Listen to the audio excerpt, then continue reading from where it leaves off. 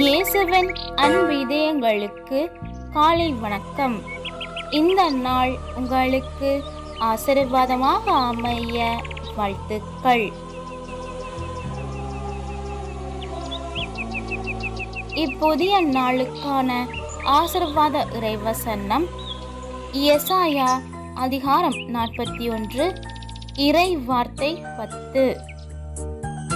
அஞ்சாதே, நான் உன்னுடன் இருக்கிறேன், கலங்காதே, நான் உன் கடவுள், நான் உனக்கு வலிமை அளிப்பேன், உதவி செய்வேன், என் நீதியின் வலக்கரத்தால் உன்னை தாங்குவேன்.